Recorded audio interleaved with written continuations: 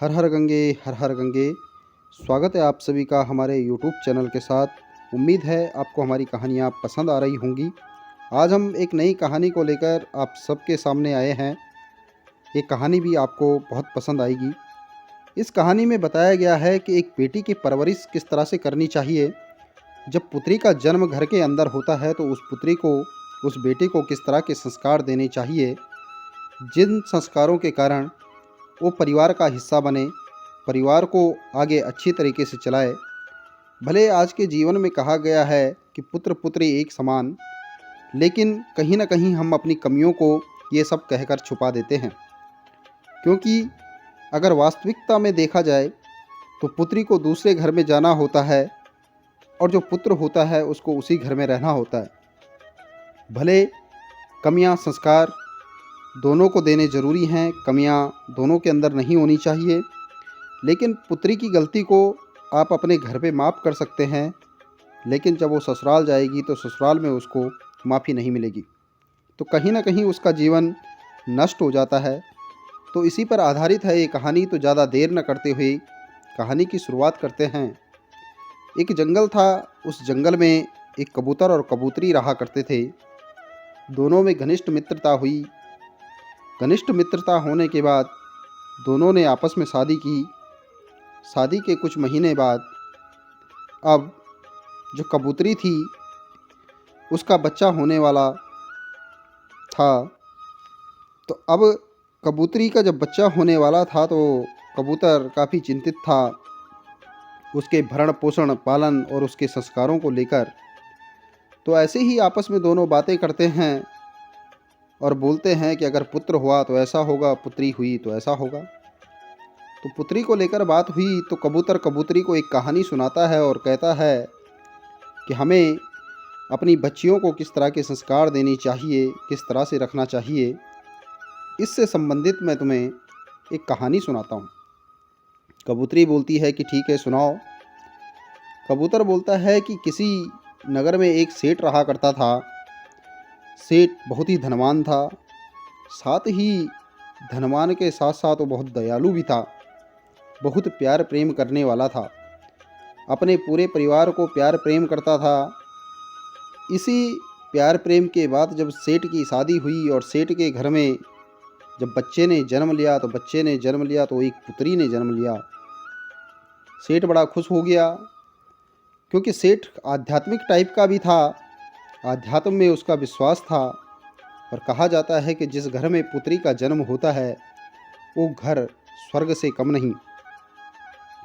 जिस घर में पुत्री का जन्म नहीं होता है उस घर में काफ़ी समस्याएं रहती है, क्योंकि पुत्री साक्षात देवी का रूप होती है, बेटियां देवी का रूप होती है।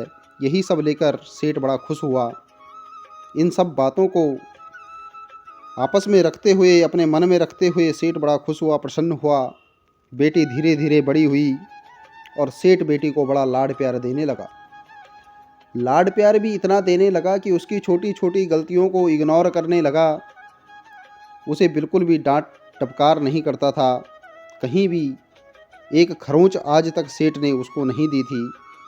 बिल्कुल भी उसकी बेटी को दर्द ना हो, इस तरह का माहौल सेठ ने बना रखा था। बहुत ही ज़्यादा लाड प्यार करने लगा। इसी लाड प्यार के साथ बेटी धीरे धीरे बड़ी हुई। कई प्रकार के जन्मदिन मनाए गए, 1 2 3 4 5 6। बढ़ते बढ़ते आगे चलते चलते बेटी जवान हो गई और अब बेटी का जो रवैया था कुछ बदल गया, क्योंकि उसे बोलने वाला कोई नहीं था। अगर कोई उसे बोलता तो वो तड़ाक से जवाब दे देती, उसको गुस्सा आने लगता। इन सब बातों को देखकर जो सेठानी थी, सेठानी ने सेठ को बोला कि आपने जो है बेटी को बहुत ज़्यादा बिगाड़ दिया है। आप ऐसा करें कि उसको समझाएं, नहीं तो वो हाथ से निकल जाएगी। सेठ बोलता है कोई बात नहीं, बच्ची है, अभी सुधर जाएगी। क्योंकि माँ बापों को तो बच्चे चाहे कितने भी बड़े हों वो बच्चे ही लगते हैं। चाहे उनकी उम्र 60 साल हो जाए और माँ बाप की उम्र 100 क्रॉस हो जाए, तब भी उनके लिए बच्चा बच्चा ही होता है। सेठ ने सोचा कि अभी बच्ची है, कुछ समय और देते हैं, सुधर जाएगी। धीरे धीरे बालिका यौवन में पहुंच गई। उसका कॉलेज आना जाना हो गया। अपनी मस्ती करना उसकी गंदी आदतें पड़ गई। सुबह देर से उठना, उसके बाद चाट पकौड़ी खाना, स्कूल जाना, कॉलेज में जवान जवान लड़कों के साथ घूमना, और उसके बाद रात 12 बजे से पहले घर नहीं आना, ये उसकी आदत बन गई। उसकी माँ ने फिर सेठ जी को आगाह किया कि सेठ जी, आपके लाड़ प्यार ने इसको बहुत बिगाड़ दिया, आप कुछ करें। सेठ जी फिर भी वही कि बेटी है, बच्ची है, सुधर जाएगी। अब धीरे धीरे बच्ची और बड़ी हो गई तो सेठ जी को चिंता सताने लगी कि अब बच्ची जो है बड़ी हो चुकी है तो इसके लिए वर भी चाहिए, इसकी शादी भी करनी है।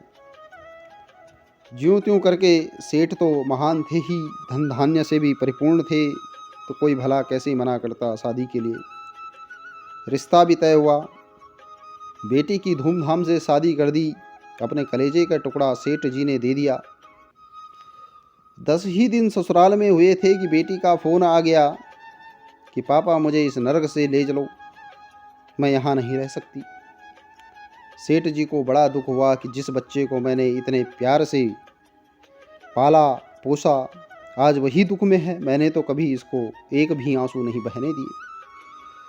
सेठ जी परेशान थे लेकिन चल पड़े ससुराल। अब देखिए, समाज की विकृत मानसिकता तो है ही, लेकिन कहीं ना कहीं बच्चों की भी गलतियां हैं। अब जिस माँ बाप की बेटियां ससुराल में खा कमा नहीं सकती हैं तो उनके माँ बापों को भी ससुराल में गलत नज़रिए से देखा जाता है। अगर बच्चे कुछ गलती करते हैं तो माँ बाप को ही बोला जाता है कि इनके माँ बापों ने ये नहीं सिखाया। उनको ससुराल में यानी कि अपने समधी समधन के यहाँ वो इज्जत नहीं मिलती है अगर किसी की बेटी उनकी नज़रों में ख़राब है तो।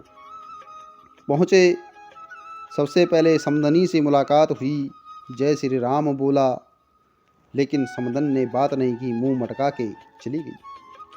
समधी जी से बात हुई, समधी जी ने भी मुंह नहीं लगाया, चल पड़े। बेटी से मुलाकात हुई, बेटी ने बोला पापा मैं इस नरक में नहीं रहती हूँ, मुझे वापस घर ले चलो, मुझे नहीं रहना इन लोगों के साथ। तो पिता ने बोला ठीक है बेटा, ले चलता हूँ, लेकिन पहले बात तो कर लूँ। समधी से बात की कि मैं इसको लेके जा रहा हूँ और यहाँ पे क्या बात है। तो समधी ने बोला कि ठीक है, इस तरह की कुलक्षणा बेटी को ले जाओ जिसे तुमने इस तरह पैदा किया है।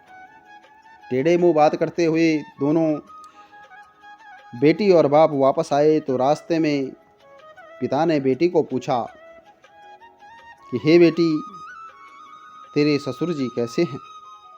बेटी ने बोला वो तो बड़ा दुष्ट है, 24 घंटे मुझे जो है डांटता रहता है, पूछता रहता है कि ये नहीं हुआ वो नहीं हुआ। ससुर जी ने बोला ठीक है। तो बोला तेरी सास कैसी है। बोला सास तो चुड़ैल से भी कम नहीं है, बहुत बड़ी चुड़ैल है, वो तो और भी भयंकर। बोली ठीक है, ये बता कि तेरे जेठ जी कैसे हैं। बोला वो तो बड़ा जल्लाद है, वो तो और भी परेशान करता है। सेठ जी बोले तो तेरी ननद तो तुझसे प्यार करती होगी, वो तो एक लड़की है, वो तो तुझसे अच्छे से रहती होगी। बोली नहीं, वो तो दूसरी चुड़ैल है घर में, वो तो और परेशान करती है। तो बोली बेटा ये बता कि तेरे जो आस पड़ोस गली मोहल्ले के लोग हैं वो कैसे हैं। बोली पापा वो तो और भी हरामी हैं, उन्होंने तो सारा खेल रचा हुआ है, वो तो और भी परेशान करते हैं। तो सेठ जी बड़े सामाजिक प्रकृति के आदमी थे, दिमागदार थे। उन्हें समझ आ गया कि बेटी में ही कमी है और मेरे लाड़ प्यार का नतीजा है, क्योंकि घर के अंदर के सारे लोग भी खराब हो सकते हैं लेकिन गली मोहल्ले के कैसे कोई ना कोई एक आदमी तो होता जो जिसको ये बोलती कि हाँ ये सही है, लेकिन ये तो सबको खराब बोल रही है, इसका मतलब बेटी में ही कमियां हैं। मेरे लाड़ प्यार के कारण ही आज ऐसा हुआ है। घर पहुँचे ही मुलाकात उसकी भाभी से हुई। भाभी ने भी मुंह मोड़ दिया। अब बेटी को अजीब लगने लगा। बेटी ने बोला कि भाभी जो मुझसे इतना अच्छे ढंग से रहती थी उसने आज मुंह कैसे मोड़ दिया। पूछा, भाभी क्या बात है, तुमने ऐसा क्यों कर दिया, मेरे से बात क्यों नहीं कर रहे हो? तो भाभी बोली कि तुझे तो ससुराल भेजा था, तू वापस आ गई, अब तो यहाँ किस काम की? तू तो हमें परेशान करने के लिए आ रही, मुझसे बात करने की ज़रूरत नहीं। इसी तरह घर के किसी भी सदस्य ने उससे बात नहीं की, सिर्फ उसके पिता उससे बात करते। अब वो यहाँ भी परेशान रहने लगी, क्योंकि जब कोई बात करने वाला ही नहीं तो अपने आप ही वो परेशान होगी। अब जब इतनी परेशानियों में उसका जीवन कुंठित होने लगा तो वो परेशान कि क्या होगा, कैसे होगा। तो उसके पापा ने युक्ति सुझाई। उसके पापा ने बोला कि बेटा, अगर तू परेशान है और तुझे इससे निजात पाना है तो उसका एक ही उपाय है। बेटी बोली, पापा बताओ। पापा ने बोला, मैं एक महाराज जी के पास गया था, महाराज जी ने कुछ बताया है, अगर तू ये कर सकती है तो तेरा बेड़ा पार हो सकता है, तेरी ससुराल वाले तेरी मुट्ठी में आ सकते हैं। बेटी ने बोला, पापा बताओ। बोला कि तुझे जो है 6 महीने तक मंत्र का जाप करना पड़ेगा और 6 महीने तक साधना करनी पड़ेगी। अगर तू ये साधना और मंत्र का जाप करने के लिए तैयार है तो आगे की बात करते हैं। बेटी ने बोला, मंत्र का जाप तो मैं नहीं कर सकती। तो बोला कि ठीक है, मंत्र का जाप मैं कर लूँगा, लेकिन तुझे जो है एक साधना करनी पड़ेगी। तो बेटी बोली, पापा बताओ क्या बात है, कौन सी साधना है, क्या करना होगा मुझे? सेठ जी बोले, तुझे 6 महीने तक बिल्कुल चुप रहना है, कुछ भी नहीं बोलना है, सिर्फ अपने से बड़ों के पाँव छूने हैं और किसी भी बात को नहीं बोलना है। गुस्सा आए तो अपने मन ही मन में रखना है, बाहर नहीं निकालना है। अगर तू 6 महीने तक चुप रहने की साधना कर सकती है तो मंत्र का जाप मैं कर लूँगा और 6 महीने बाद जो है सब कुछ बढ़िया हो जाएगा। बेटी बोली, ठीक है, अगर मेरी ससुराल वाले मेरी मुट्ठी में हो जाएंगे तो अच्छी बात है, मैं कर लूँगा, पापा आपकी बात को नहीं टाल सकती। बोला, वादा कर। तो वादा किया गया। सामान की पैकिंग हुई, दोबारा बेटी को ससुराल छोड़ने चले गए। समधी जी से मुलाकात हुई। समधी जी वही ऐंठे भाव से कि तुमने तो इस तरह की बेटी पैदा कर रखी है जो बहुत ही कुलक्षणी है, ये हमारे परिवार के साथ साथ पूरे समाज को भी दूषित कर देगी, इसको वापस ले जाओ।